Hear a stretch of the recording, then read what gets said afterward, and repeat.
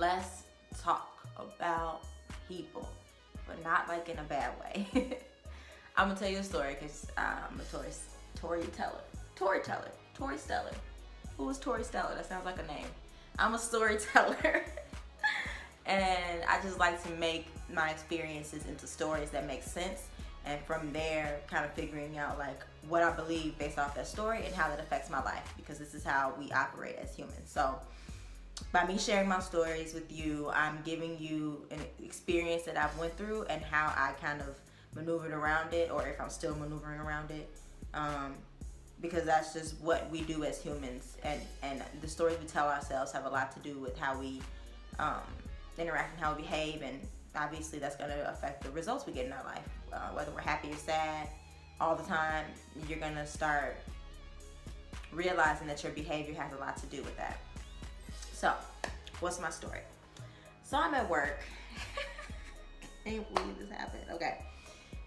I'm at work and I'm an instructional assistant, for those of you who don't know, at a high school. And basically what I do is I'm like an extra helping hand in the classroom for special ed and for lower level classes. So I'm just like the person who's there if they need to like be disciplined, if they need extra help reading a question aloud, if they need help on their test with like rephrasing, things like that. So I do that. And at the school, sometimes, and this is why I don't want to be at high school anymore, because it truly reminds me of when I went to high school and how it's cliques. So there's cliques at this high school that I work at, not that I go to, right? So there's this one dude. What should we call him? I just snorted. Let's call him.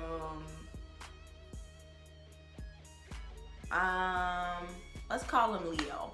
I don't know. That's nothing to do with his name at all. Let's call him Leo. So I walked past Leo's classroom a lot, and he would like look past me or through me, it felt like, literally, to talk to somebody else behind me, to talk to a teacher.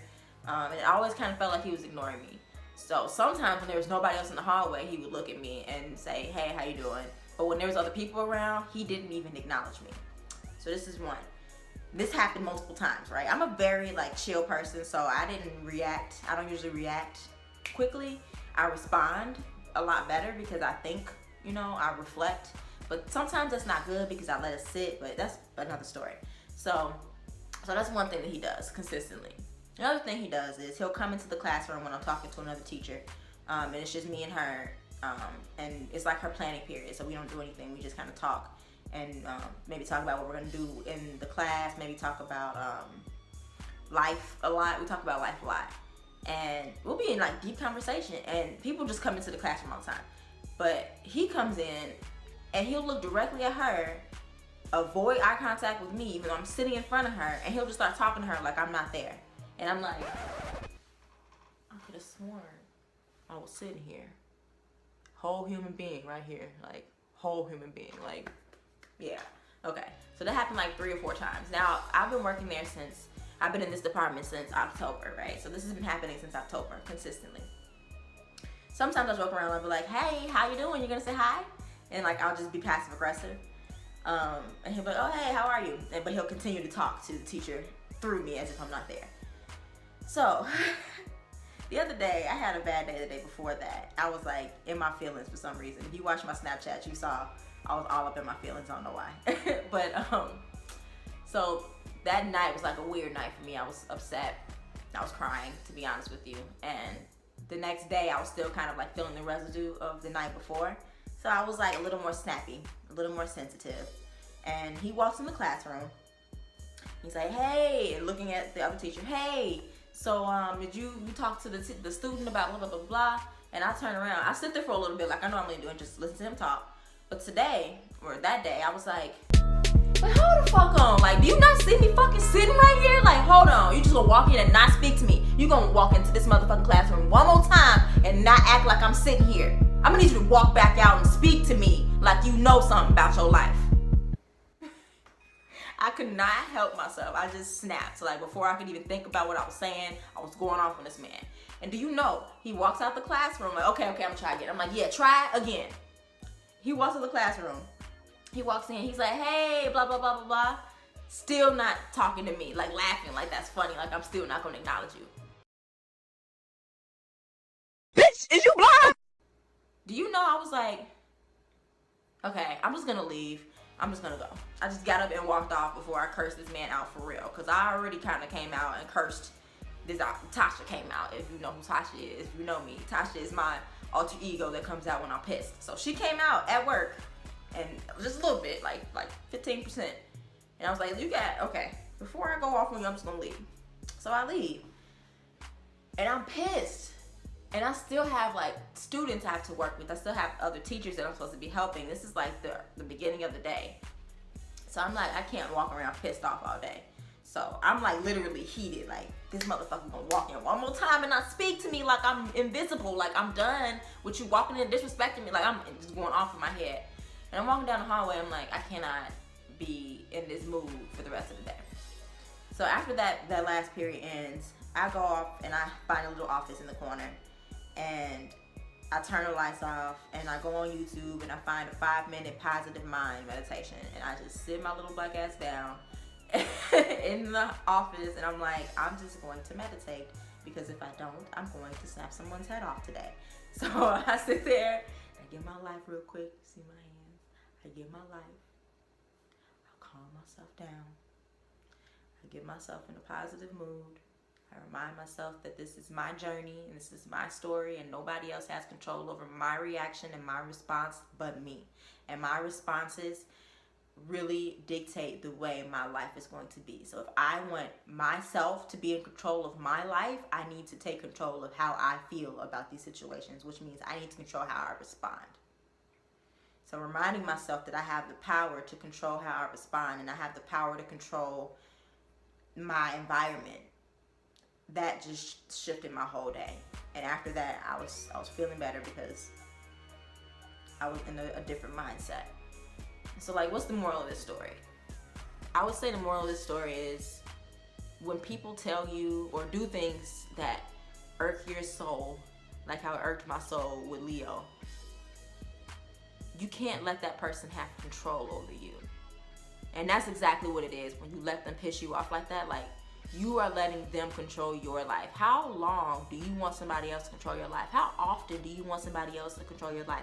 Why are you giving them that power? This is your life. This is the stories that you're telling yourself.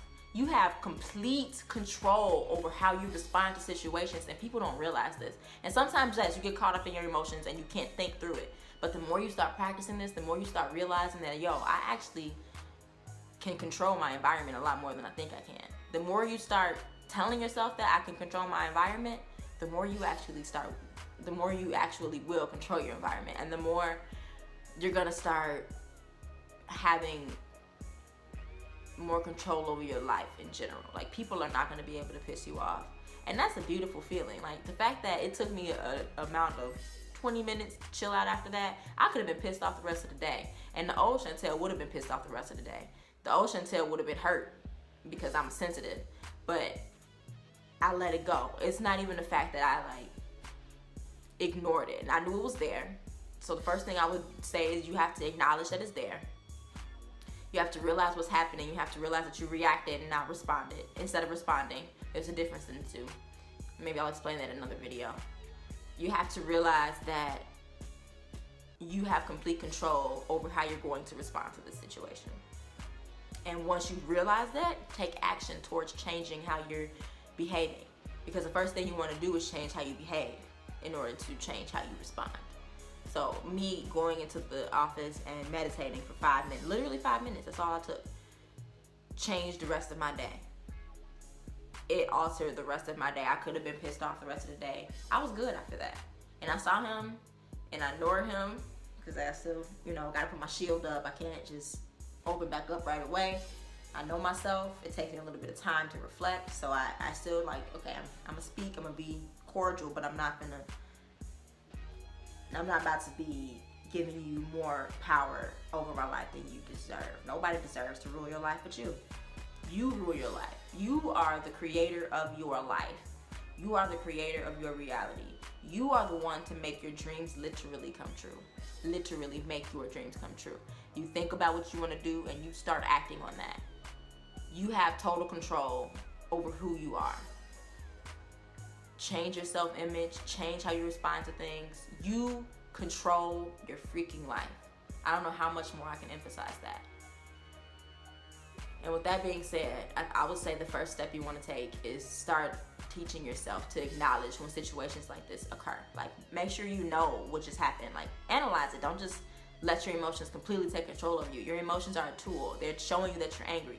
Why are you angry? Because you're telling yourself a story that's making you, that's doubting you. What I talked about in the other videos, the beliefs. A belief that I had about that situation, and the reason why I reacted that way is that my belief was that I am not relevant, or I am not important. And we talked about beliefs already. So your self-image comes first. How you respond comes next. Don't let your emotions take total control over you. You have control over that. So acknowledge, respond, don't react. We'll talk about that. And just start taking action. Start taking action. I hope this helps. I hope that you're realizing that you have control over yourself and over your life. And maybe next week I'll talk about, next week I'll talk about how to respond, and the difference between responding and reacting. That's what I'll give examples and stories about the difference in responding and reacting, and maybe that'll be able to help you guys a little bit more. So until next Sunday, I will see you guys, or not Sunday, I think I'm gonna release these on Mondays. So until next Monday, I'll see you guys later.